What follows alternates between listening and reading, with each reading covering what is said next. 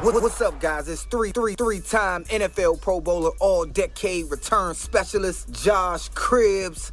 I want to welcome you to the MSC Sports Connection podcast, where Alex hosts all things MAC, all things football, all things sports, right here, MSC Sports Connection, baby. The Mid-American Conference best, bringing it only the greats, MAC, to everyone.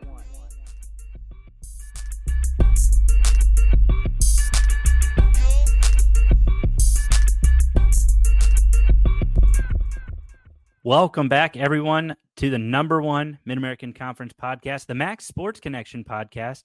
I'm your host, Alex. Joining me, as always, is Graham, and we had all 13 teams in action this week. Graham, welcome back. Yeah, I mean, I think this week is the most interesting week of MAC football so far this year, and really excited to talk about it. Yeah, let's just dive into it. We got again full slate of games to talk about. Let's dive into one of the rivalry games, kind of the better known rivalry game, the battle for the Bronze Stalk. Northern Illinois in their final season in the Mid-American Conference, taking on the Cardinals of Ball State, who have shown some signs of life this year, a slow rebuild compared to that of the yesteryear, we'll say. There's a lot of expectation for Ball State coming into this one, and I feel like they kind of fell flat on their face a little bit. Yeah, I mean, I think I think we've heard everything from Ball State this year, talking about the how good their team is, how bad their team is.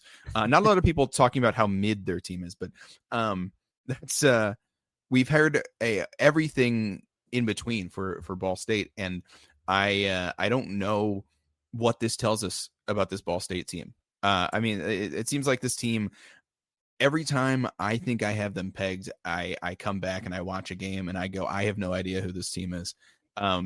That's you'll notice my my power rankings this week. My particular vote in that has Ball State down a few pegs because of this game. But honestly, I am having a hard time with where they rank in the MAC. I think this game made everything more confusing for me. I think right now ranking really anything outside of the top 3, like 4 through 12 right now, is just difficult with the parity that's gone on in the conference. That's right. 1, 2, 3, and 13 are pretty well set. But, yeah. The middle is everything else is baby. This game, I don't know that this game really told me much. I think this game told me that Northern Illinois not giving up. That they're realizing, hey, we're still we could still go and get bowl eligible. I mean, at 2-6, you've got a long road ahead of you, especially with games against Toledo, Western Michigan, and then kind of a plucky Kent State team. You do get a game at UMass, but this Northern Illinois offense has not been great this year. They won this game with 65 passing yards from Josh Holst. In fairness, with 166 rushing yards from Siobhan Wright, he had a great game on the ground. But this Northern Illinois offense didn't do much. The defense gave them the opportunities to go out and win this ball game, and that's kind of what you expect out of Northern Illinois right now. The defense is going to give you opportunities. Yeah, I mean, in terms of yardage, especially in terms of a pass defense, Northern Illinois, far and away the best passing defense in the MAC right now. And that's not true. I'm looking at the wrong stats here, Alex. I'm completely lying. That's in terms of passing offense, Northern Illinois far and away the worst passing offense in the MAC. That statement is true. Yes. You can take that one to the bank.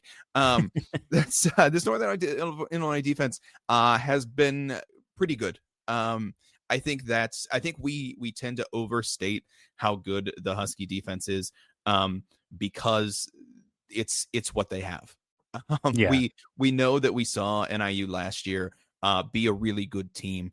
And I think we expected that to happen this year. And now that it's not, we're trying to kind of make excuses for it in our head to reason that out. And the way that it makes sense is to say that this NIU defense is great, and it's just not. It's good.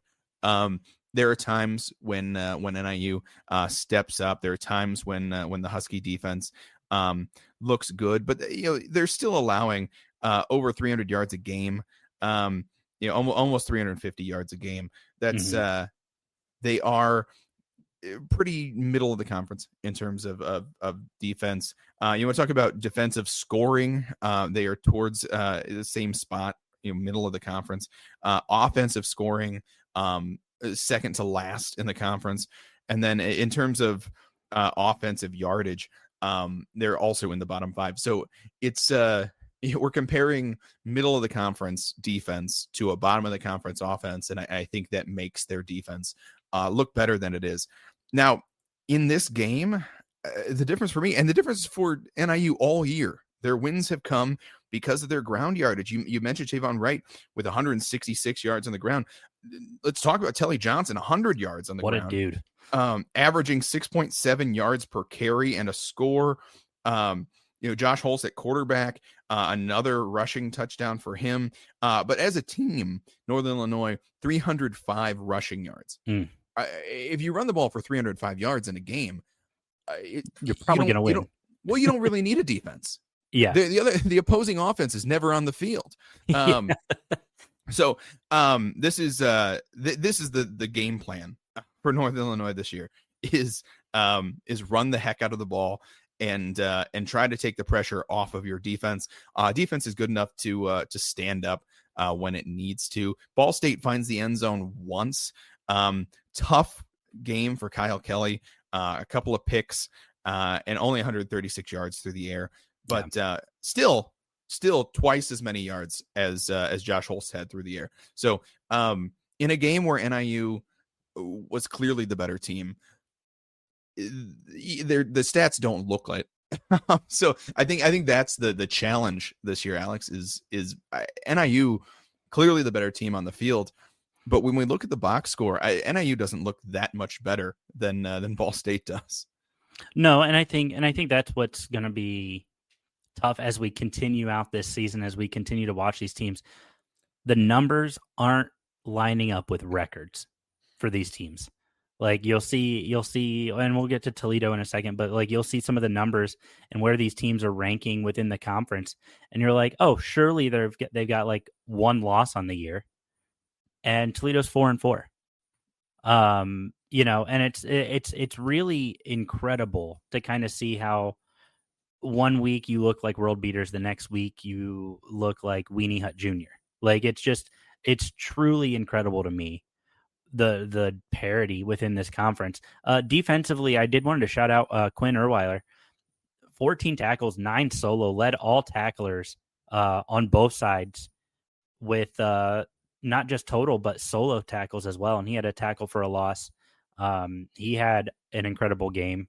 This Nathan Voorhees had 6 total tackles, 4 solo, 1 sack, and 2 tackles for loss. So just a great effort from him. But Quinn Erweiler just looked excellent, flying all over the field, making play after play to give Northern Illinois a chance to win this thing.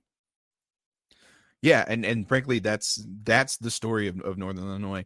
As much as I want to talk about team stats, the story of Northern Illinois is 3 or 4 guys. It's the rushing attack, who shows up that day, and it's who's going to show up on defense. And normally it's 1 or 2 guys.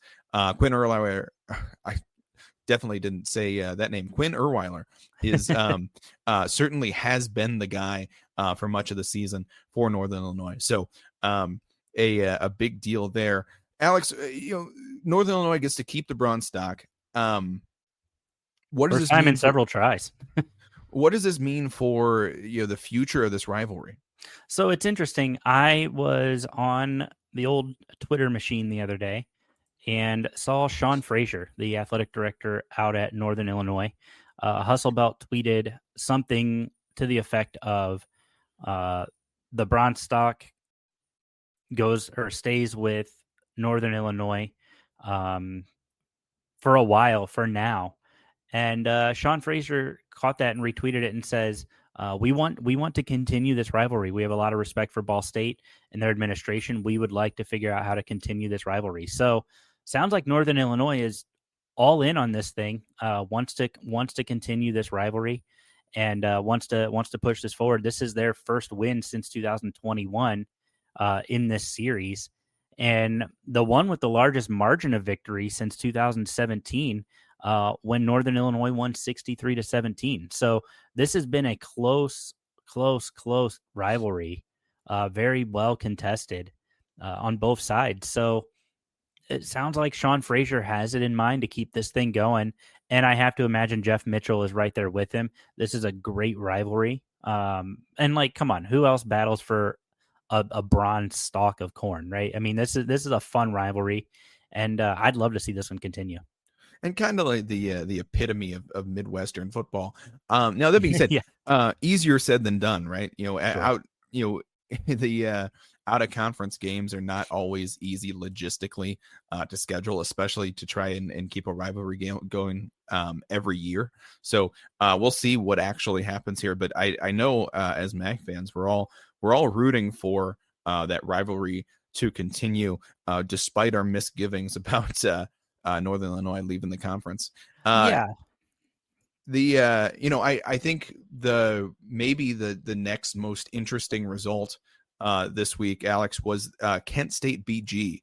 I think this game, and it's hard to say because there are a ton of interesting results this week. Akron Buffalo, interesting. The Miami Western, interesting game. Ohio EMU, interesting game. Kent State BG, this was an important game for me. I think when we looked at this one, we had Kent State stacked up. We had them, we mentioned earlier, 1, 2, 3, and 13 in the conference are kind of easy to pick right now. Now the order of 1, 2, 3 might differ a little bit, but we know which teams are the top 3. We know which team is the bottom 1. Last week we knew which team was the bottom, was the 12th ranked team in the conference. And this week I'm less sure. I think that's that's where we're at here. The Flashes came out. They looked not so good, and then they looked good. And this is kind of the Kent State MO right now is it come from behind sort of victories. That's the and this is the same thing that BG did to Toledo, right? This is the exact same thing. Obviously opposite sides, but this is a confusing result, I think, for those of us who watched BG against Toledo and thought, this Bowling Green Falcons team, especially this Falcons defense, looked very legitimate. And then this result, I think, is confusing. I think it's hard to look at the Kent State offense and say that it is particularly impressive. And Bowling Green letting up 24 points, 21 of that happening in the second half. It's hard to look at that and say that the BG defense was particularly impressive. I think you make a really, really valid point here. I was not overall impressed necessarily with Kent State offensively. I was a little bit more impressed with them defensively, but I think I was more impressed with the resolve of Kent State. This is a team who a year ago would have just laid down. This is a team 2 years ago would have just laid down under Kenny Burns. For me, it's the resolve of Kent State to not give up. Now, did they lay down a little bit against Toledo? I think in the second half, probably. Toledo just got going and they just couldn't keep up. They were able to make some key plays to slow Bowling Green down and to force them into opportunities where they could take advantage of it, where they could kind of say, hey, we're not going to give up. The top 3 tacklers from the day were on Kent State's defense. They combined for 35 tackles. Joel Cordoba, CJ Young, Derek Jackson combined for 35 total tackles. This defense stepped up, said, hey, we're not out of this yet. It's only 21-3. Everybody talks about the Patriots 28-3. I think in the MAC it's 21-3 is the dangerous score line. But this Bowling Green team 1-3 in conference play. They're one win over Toledo. And in fairness to Bowling Green, they are now down to their fourth string quarterback. So they're down to guys who don't have the same experience. And I hate using that as an excuse for Bowling Green, because I don't think it's a good excuse, especially when Baron May, the quarterback who filled in pretty much, he had years of experience at Eastern Tennessee State. Like, he's played before. He understands the college game. This isn't some freshman you're throwing out there to go get a spot start who hasn't played a snap since high school. No, this is a guy who's played in college. So I don't want to give too much credence to that argument, but I do think that Kent State, they showed up defensively and they didn't lay down, and I think that's the tale for me of what Kent State is doing this year. They're playing football at a level where they're not going to be world beaters. I mean, I think they've scored 104 points on the year. They're not in conference play, they've scored 104 points. So they're not dominating anybody. They've given up 103 on defense. So they're pretty much dead even on that point side. But Kent State at 3-5, sitting at 2-2 in the conference, not saying they're going to make Detroit. Unbelievable long shot still. But Kent State fans are starting to believe in this team. Kent State fans are starting to believe in Mark Carney.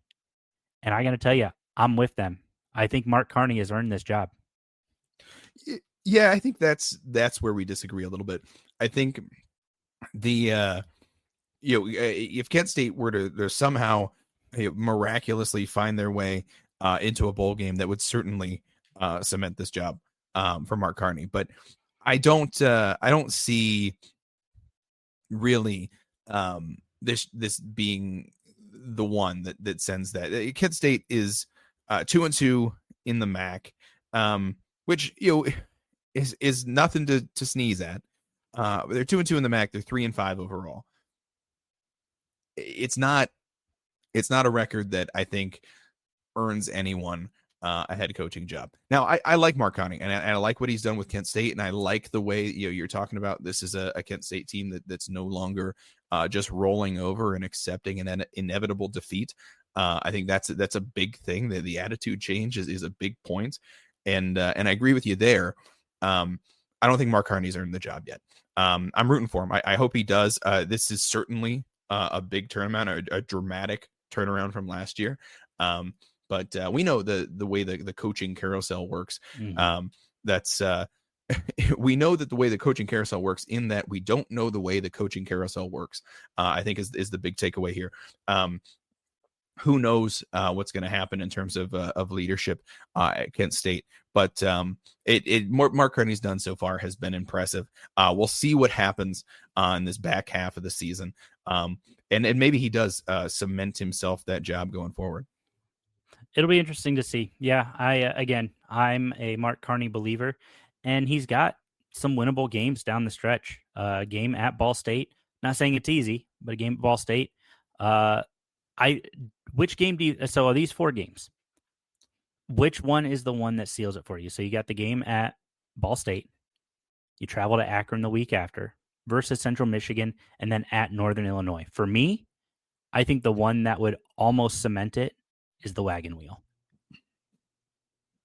Oh, you mean if Kent State takes it? I think if we talk about like a single game this season, I don't know that there's a single game left on Kent's schedule that would convince me that this is Mark Carney's team going forward. But if I had to pick one, it's Central Michigan. This is that's your last home game of the season. Of the 4 teams that you play the rest of the year, Central is the one who has the most quality, and it's an opportunity to show something at home. So that's a big deal for me anyway. I don't think if you lost those other 3, I don't think if you lost Ball State, Akron, and Northern Illinois, that a victory over Central at home means that this is Mark Carney's job. So I don't think that there's a single victory left on this schedule that could win him that job. But certainly I think that's the biggest one here. I know you and I love that wagon wheel game. Yeah, we do. It's a great game, one of the great rivalries in the conference, and one that year after year, regardless of the quality of either of these teams, it's a hard fought battle, and one that generally the score is very close. So it's certainly a great game. And I'm excited, really just a couple of weeks until that game, but it's I think it's tough to say that that's the game. So I think we got 4 games left in the schedule. Central Michigan is going to be the toughest test, but that one's at home. Yeah. Traveling to Northern Illinois, that could be a tough test. But Ball State and Akron, those are winnable games for the Flashes. None of these are easy wins. There's nothing here that I look at and I say, oh yeah, Kent State is definitely favored in that game. But all these are winnable games for the Flashes. So, and if they go on a streak here, right? You finish the season 5-0, starting with this Bowling Green win. You could accidentally back your way into a bowl game. So, yeah, that's and that would certainly be something that would go a long way towards convincing me that this is Mark Carney's job going forward. So I think the rest of the. I was going to say Kent State's beating our expectations so far this year as well.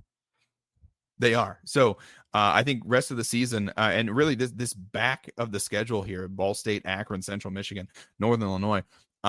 These are the games that we thought Kent State could find some victories in preseason. So this is their opportunity, and certainly we'll be excited to watch the Flashes here. We talked about that wagon wheel game, Alex. I think that wagon wheel game got a little more intriguing this week. We just talked about Kent State took down Bowling Green. Akron takes down Buffalo. So suddenly 2 teams that we thought were definitely bottom of the conference, at least in that bottom 3, we have more question marks about, are these teams a little bit better than we gave them credit for? What did you think about Akron Buffalo? What are your takeaways from that game? Akron looked like the better team pretty much the entire afternoon. That first half was unbelievably ugly. Akron scored 21 points in the second half. Akron came out, they played ball. Ben Finley looked excellent. Taquan Robertson looked fine, but the Akron defense, 4 interceptions, 5 turnovers total. To me, the Akron defense played an unbelievable ball game, and this is kind of what we talked about at the beginning of the season. Was Akron going to just lay down and just take their lumps being ineligible for a bowl, or were they going to cause a little bit of panic and chaos in the MAC standings? And looks like they're trying to play panic and chaos in the MAC standings right now. Buffalo was previously undefeated in conference play, and we're finding ourselves now with Akron taking it to them. Akron led by 2 scores at one point in this game. Yeah, I mean, I think at least for my part, I've been making excuses for the Bulls all year long, talking about, I'm worried about the way they're playing down to their opponents, but it seems like when push comes to shove, they step up. This is one where they didn't. It's a safety in the first quarter was exciting for this Buffalo defense, but frankly, this game in general, not very exciting for Buffalo. I mean, this is a game where I think we wanted to see the Buffalo offense get going, and it just didn't. You mentioned the 4 sacks for Akron. That's tough. I mean, hard to get an offense going when your quarterback's taking sacks like that. So I think it's time to talk about, Buffalo is the team that we thought they were. Certainly, I'm going to have to revise my my MAC championship pick because I don't think Buffalo is going to make that game now. Akron, we've talked about this year. It's a team we didn't really have questions about the quality of the players. We thought the players were pretty good. We're pretty pretty sold on Ben Finley as the quarterback in this offense. Gant in the backfield has been great for the Zips all year. So we were pretty sold on that. Our question was, is this team going to show up despite the postseason ban? Are they going to have the motivation to stand up in tough games? And the second half for the Zips confirms to me that Akron is ready to play. It's a little bit disappointing that they have a postseason ban this year, because they're another team who I think could back their way into being bowl eligible, if not for this ban. Their last 3 games are unbelievably winnable.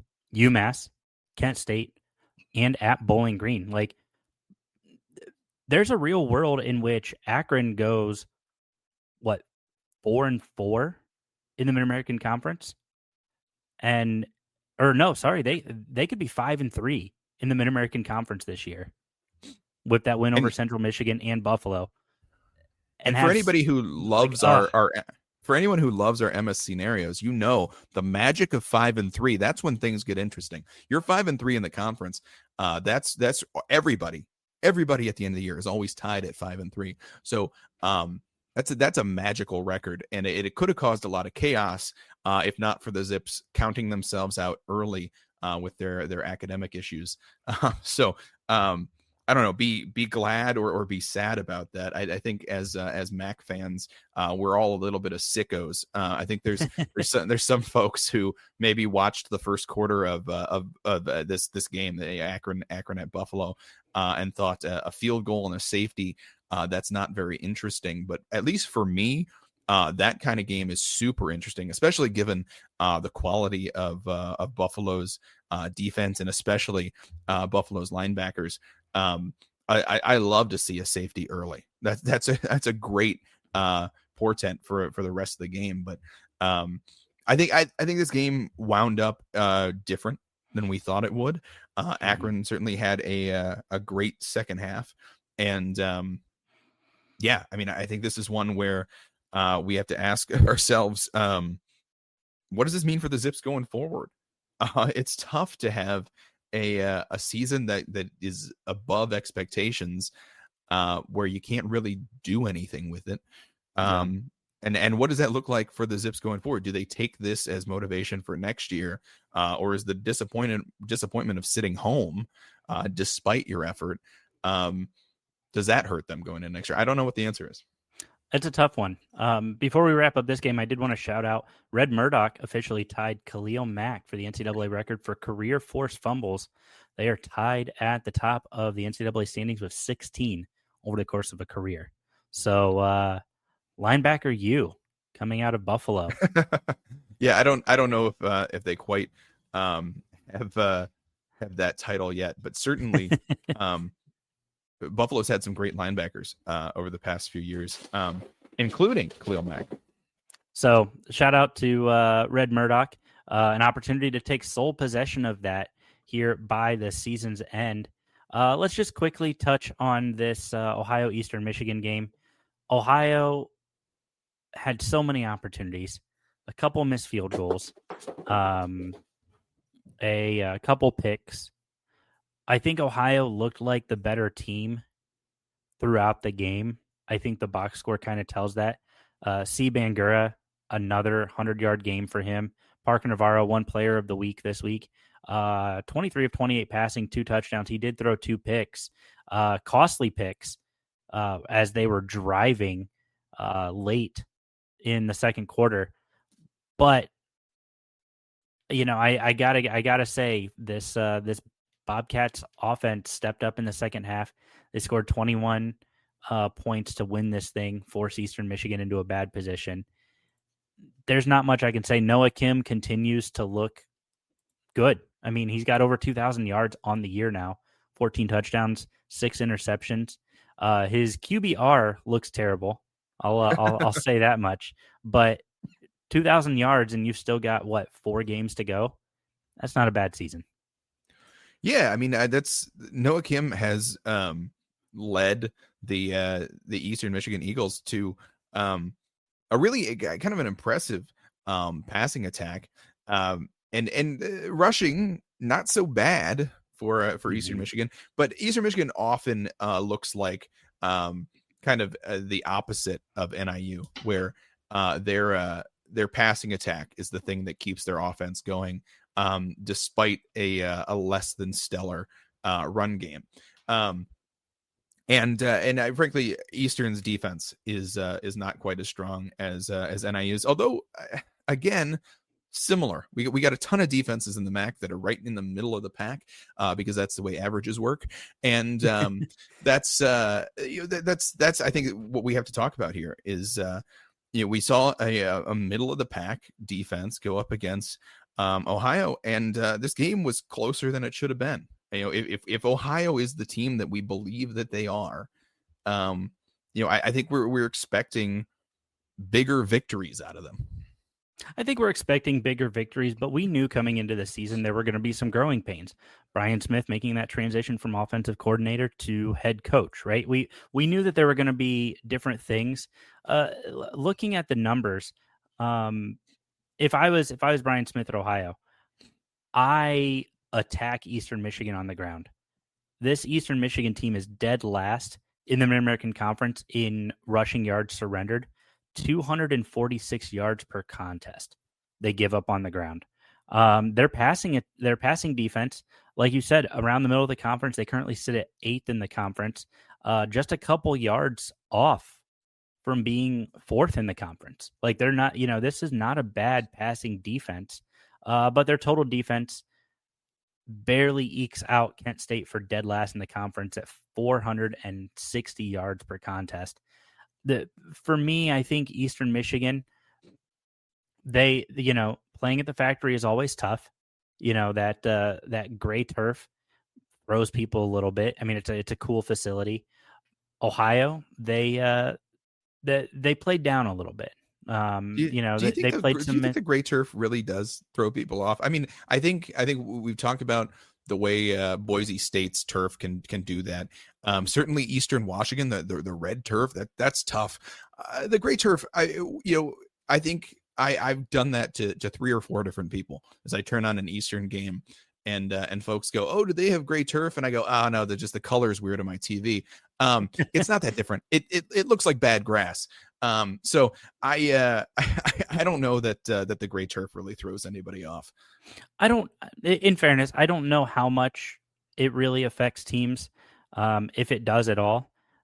I know that Eastern Michigan, they find kind of funky wins on their own turf that feel a little bit unexplainable. They also find some funky losses on their own turf. So I don't know. They're 2-2 at home right now, so maybe it doesn't affect people as much as you might hope.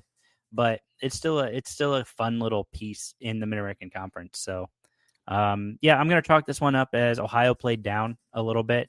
Probably didn't play their best game. Yeah, and the weather this weekend throughout the conference was not great. So harder to keep a passing attack going under that. Despite that, Parker Navarro puts up 315 yards, a couple of touchdowns, 2 picks is not great, but Chase Hendricks continues to be the number 3 receiver in the country. He had another 10 reception, 112-yard game, a couple of scores from him.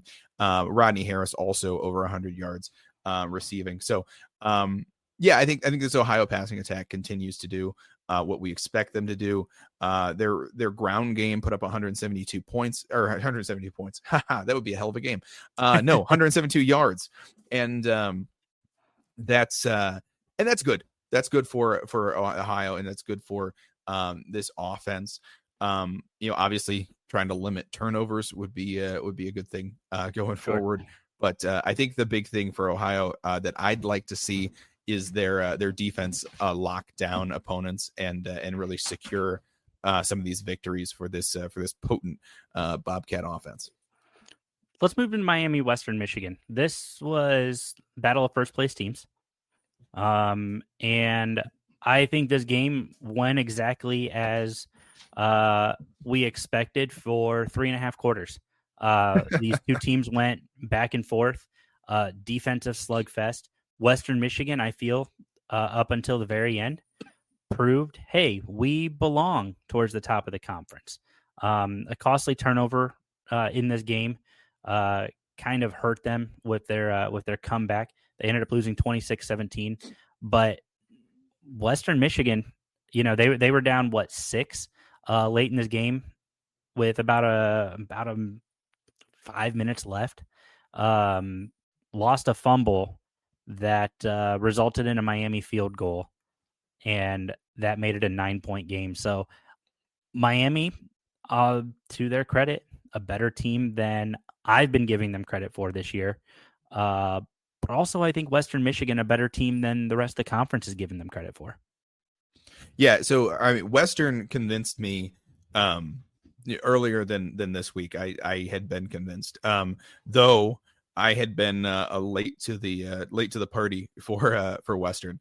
I didn't believe in the Toledo victory, and then it took a few weeks. Rhode Island, UMass, neither of those victories anything to write home about. It was the Ball State victory that really sold me on this Western team. And then this close game against Miami, I think, continues to show that the Broncos do belong in the top conversation in the conference. Miami, I talked about them last week. I didn't think you were giving them enough credit. This is what I saw from this Miami team. In my mind, I still have Ohio at the top of the conference. But Miami is up there, and depending on the day you ask me, either of these teams could be the number one team in the conference. So Miami, solid, very solid on defense. Their offense seems to show up when they need to, and that's a good quality. Although I'm sure we'd like to see a little more consistency out of the Miami offense. But 260 yards through the air in this one for DeQuan Finn, 148 yards on the ground, most of that Jordan Brunson. So this Miami team looked good on offense, and it really, that you're right, that the fourth quarter is where this Miami offense hit its stride, and that's been the difference this year.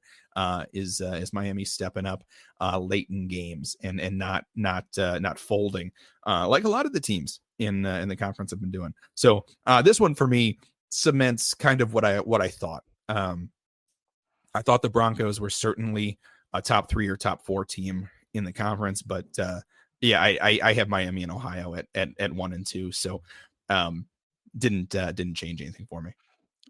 Miami, a tough way to end the season. You get the Battle of the Bricks with Ohio this next week. You get a home game versus Toledo. Toledo 0-4 on the road right now. A trip to Buffalo, and then at home versus Ball State for the Mallory Cup. No, I'm sorry. I don't think that's the Mallory Cup. That is a different or the Redbird rivalry. Sorry. Mallory Cup is NIU and Miami. So these two teams looking forward to what Miami does. Again, I think a tougher back half of their conference slate than the front half. So especially with Ohio and Toledo right in there. But we'll see. I'm excited to see what Miami does. I think you're right. Miami is a better team than I've been giving them credit for. But I think Western Michigan is a better team than the rest of the conference has given them credit for. And I'm glad people are starting to wake up to both of those facts. Yeah, well, I mean, we'll see. That's for the Broncos. For me, the question is, can they hold on? Similarly to Miami, a tougher back half of the schedule. Although facing Toledo early is not an easy first half of the schedule. But we're talking Central this week, Ohio in a couple of weeks, Northern Illinois after that, and then Eastern to finish the year. So a little bit of ups and downs there. Some teams from the top half of the conference, some teams from the bottom half of the conference, but certainly a challenging schedule for both of these teams. And as far as Miami goes, I think we talk about Buffalo as a tough road trip.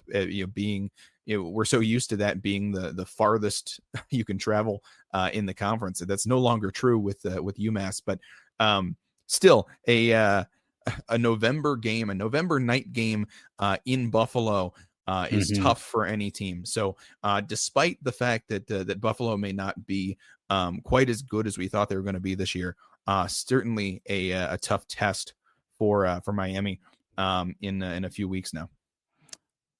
Ball State or Central Michigan versus UMass. This one went about how I expected. Central Michigan dumped 21 points on UMass in the first quarter. AJ Hairston, another 50 plus passes attempted this week, 21 of 51 with one interception. Joe Labus, 10 of 11 for 2 touchdowns for $148. UMass just continues to struggle. But one of the things that I was really impressed with Central Michigan, 502 yards of total offense. A huge ground game from Central Michigan. They had 279. We talked about this earlier. When you're running the ball a bunch, you're not giving the other team a chance to do anything. And that's exactly what they did. Well, this is classic strategy, and it's tough when a team like Central scores 21 points in the first quarter. You suddenly end up in this mode where you got a lot of game left to play, 3 quarters, and but you're up big enough that you start to think maybe we should be running a little bit of clock, and it's tough to do that for 3 quarters, but Central managed it. Like you said, 279 yards on the ground. What's impressive to me is how many guys Central had running the ball. Nari Biggins, Trey Cornish, Angel Flores, Brock Townsend, Jakevion Callip, all above, all double digits on the ground, and 3 rushing touchdowns as a team. Joe Labus only 148 yards through the air, but Central didn't need it. They didn't need to go out and you mentioned 10 of 11. You have 1 incomplete pass. You score a couple of touchdowns through the air. This Central Michigan offense did what it needed to do. Central Michigan defense certainly did what it needed to do, holding UMass to only 13 points. And Central got to work in a lot of guys in this game. So really a convincing win for a Central team. I agree. I don't think there's a ton to take away from this. We knew CMU was the better team, and they proved it. I want to shout out Adam Jacksa, the voice of Central Michigan. You and I talked about this in our preview show. He texted me back in August, said on August 2nd, I'm texting you that I believe Central Michigan could find themselves in a position to be playing meaningful football in November with a shot at getting to the MAC championship game. And Graham, this team is tied for second place at 3-1. Yeah, I mean, they're in a tough spot, tied at second place. It's hard to say that. When you're in second place in the MAC, you say you're in a tough spot. But at this point in the season, the teams tied for second place are Central Michigan, Ohio, Buffalo, and Western Michigan. That's tough company, all of those teams. So hard to be in second place at this point. Certainly not an easy walk to the championship. But yeah, Central spitting distance. So Central taking on Western this weekend. We'll talk about that one in a minute. I think that's an interesting game. That's a prove it game for both of those teams. And then finally, our last game of this past weekend, Toledo, Washington State. I think a lot of us were glued to this one, despite the CW broadcast.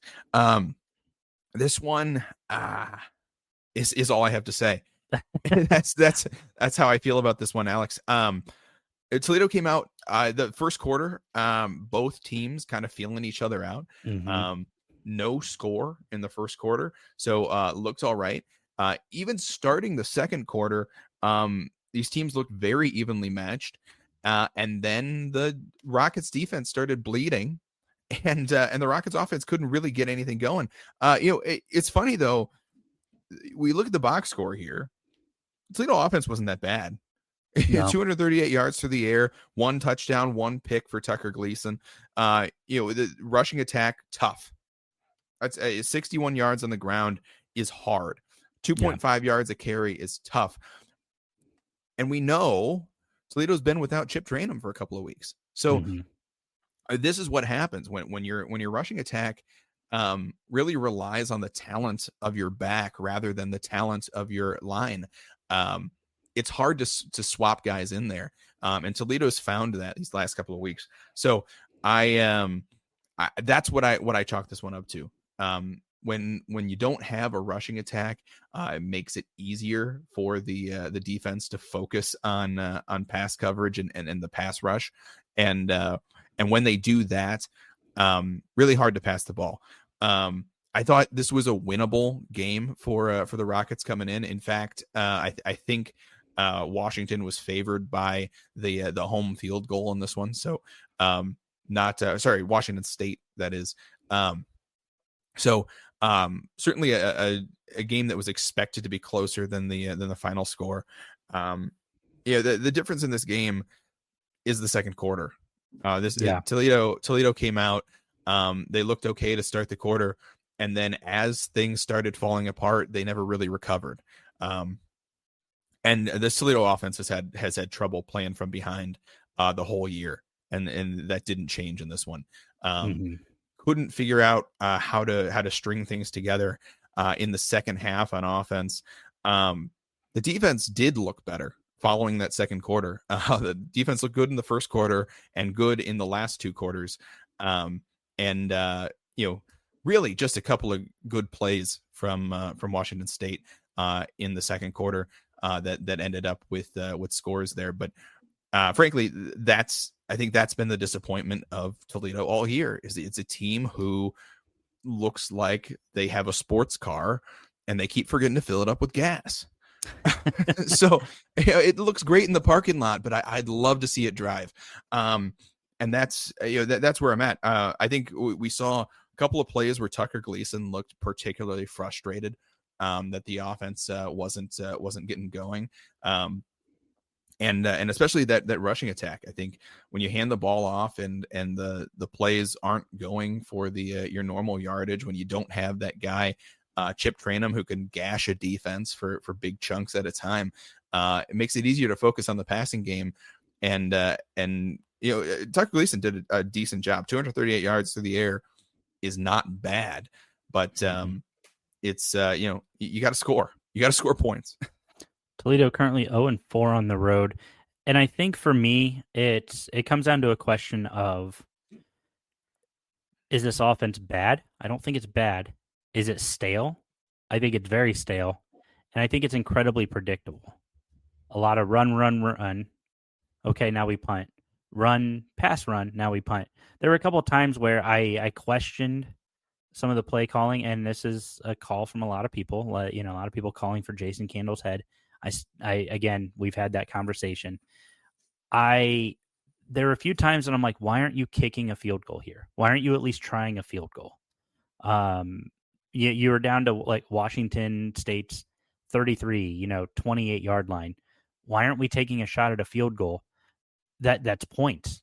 If you don't make it, you don't make it. But guess what? You're not even giving yourself a chance to score points right here. And so I was admittedly a little bit frustrated watching that. Toledo comes back to the Glass Bowl to take on Northern Illinois next week. But for me, that's where I got frustrated. It was watching this offense go down, get within field goal range, and not take advantage of being in field goal range. Granted, some of it a little bit on the edge of field goal range, but I think you give yourself an opportunity. The Toledo kicking game has been, frankly, non-existent this year. This is this is not a team that kicks a ton of field goals. I think Dylan Cunanan, that's right. I'm going to say that right one of these times. Has attempted 7 field goals on the year. So, not a ton of field goals. He had a 54-yarder last year, so has a leg certainly. But longest this year at 40 yards. So, I don't know that I agree with the idea that Toledo should have been attempting more field goals, and not just because of Dylan Cunanan. I don't mean to imply that it's not safe to trust his leg, but Washington put up 28 points. Washington State, I keep saying Washington State put up 28 points in this one, and frankly, I think Toledo maybe had an opportunity for 3 additional field goals, and that feels pretty generous. So, the difference between 16 to 28 or 7 to 28, I don't think is enough to say that's the failure here. To me, the difference is this running attack never got going. And I don't particularly think that that's a play calling issue. We look at total plays. Toledo ran 42 passes and 24 runs. Mm-hmm. So, to the fans out there who are saying Toledo needs to stop running the ball so much, this was the game, guys. 42 passes to 24 rushes. This was Jason Candle stepping up and saying, without Chip Tranum, we got to do something different. And he really put the ball in Tucker Gleason's hands. And so I don't know that we can be upset about the game plan in this one. It really just looked like a team who wasn't performing. That's fair. Shout out, by the way, Braden Alls, 2 picks in this game to give Toledo. The Toledo defense just once again stepping up, trying to make big plays to help the offense out, give them an opportunity. But yeah, shout out to him. Again, another loss. Toledo 0-4 on the road. They get about a week and a half off before Northern Illinois. We'll talk about midweek action soon. But before we get into that, we want to make sure that as we wrap up conference schedules, you guys have downloaded the Varsity app by Lairfield. What that does is not only gives you access to all of the incredible voices within the MAC, Big Ten, SEC, and more, it also gives you access to hundreds of incredible podcasts on their Varsity Podcast Network. Group of Five Guys podcast, yours truly, the MAC Sports Connection, Sickos Committee, many, many more. So many great podcasts. Also, the best part about this app, not only is it free, but you can sign in and save your favorite content from your favorite podcast and your favorite schools. So make sure you guys have downloaded that today in the Apple App Store, Google Play Store, and start listening to the voices and podcasts that bring your conferences to life. Graham, we have 2 games this weekend because guess what? November is right around the corner. That means midweek action. 2 games on tap for this Saturday. And I got to tell you, I'm kind of excited for both of these games. Yeah, I mean, I think it's easy to look ahead.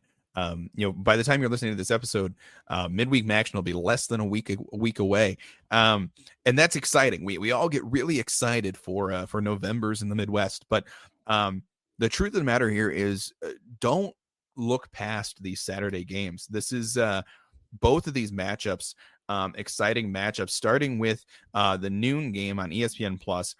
Buffalo traveling to Bowling Green. Both the teams who Buffalo, from the preseason, Bowling Green from that Toledo victory, had a little bit of hype. Had a little bit of something extra put on their name. And teams who this past week and for Bowling Green the past couple of weeks have been put in a situation where we've had to question whether or not these teams are as good as we thought they were. It's a chance to, again, another prove it game, a chance to show we're better than our recent results. And so, I think it'll be interesting. Buffalo traveling to Bowling Green. We'll see if this Buffalo defense travels well. We'll see if this Buffalo offense can get going. And then for Bowling Green, we'll see if the quality that we saw from this team in that Toledo game, if that shows up again now that they're back at home. Yeah, I think that's what we're gonna kind of really be looking for is both of these teams coming off of very questionable losses, and yeah, I think that we're gonna see some interesting football, some methodical football, trying to feel each other out, trying to see who can do a little bit more damage. So really looking forward to this one. Buffalo back in their friendly confines, BG on the road, but the game of the weekend, by and large, has to be Battle for the Victory Cannon, Central Michigan at Western Michigan. Yeah, certainly. I mean, we talked about this one a little bit earlier, but both of these teams are teams who are close to the top of the conference. Neither of these teams are the teams who are the number 1 team in the conference, and both these teams feel like they can be. Mm-hmm. So this is an opportunity for the Chippewas, who I think have had less respect than they have deserved this year, to take down one of the other conference leaders and show that they are the team. Especially this one being in Kalamazoo is it's an opportunity for CMU to show the quality they have. Western dealing with a loss last week to Miami in a game where they had 3 quality quarters and one not so quality quarter. So putting together a complete game again would be a big win for the Broncos, and a win in this one would show that that Miami loss doesn't speak to the quality of this Broncos team, but really just shows that, you know, the parity that's in the conference. So I think this is one to watch. I think this is the one that'll show us really who both of these teams are. And, you know, you can check out our picks, you know, coming out on Saturday. That'll be a short graphic, Alex. It's just a couple of games there. It'll look more like a Punnett square. But the fun thing about this one is I don't know who I'm going to pick yet. So you'll have to come out and you'll have to check out the social media on Saturday to see where our picks land on this one. But I've been going back and forth since I've been thinking about this game. Yeah, I think this one's going to be a lot of fun. This one, again, like you said, a battle of potential conference heavyweights. And I love that there are potential title implications with this one. We haven't had that in a long time for Central and Western. So really excited for this rivalry game to be as big as it is. Glad it's on a Saturday. Get the fan bases a chance to come out to Waldo Stadium there in Kalamazoo. Almost said Mount Pleasant and almost had everybody at Central Michigan coming to find me. So didn't do that. But make sure if you're a Central Michigan fan or a Western Michigan fan or a fan of college football, get out to this game. This is going to be a great game, a great atmosphere up there at Waldo Stadium. Looking forward to how this one plays out. So, guys, that's going to do it for us today. Thank you so much for tuning in. If you enjoyed today's show, please go follow us on all the social media accounts at the MSC Podcast, wherever social media is available, except MySpace. We aren't there, thankfully. But make sure you guys are checking out all of our content. We love and appreciate the support. You guys pushed us over 4,400 followers on Twitter X this last week. So shout out to you guys for being the real ones. We appreciate all of that and all the interactions. You guys make it fun to be the podcast voice of the Mid-American Conference, and we wouldn't be doing this without you. So thanks so much for tuning in, guys, and we will see you all next week and the start of Midweek Action. See you then.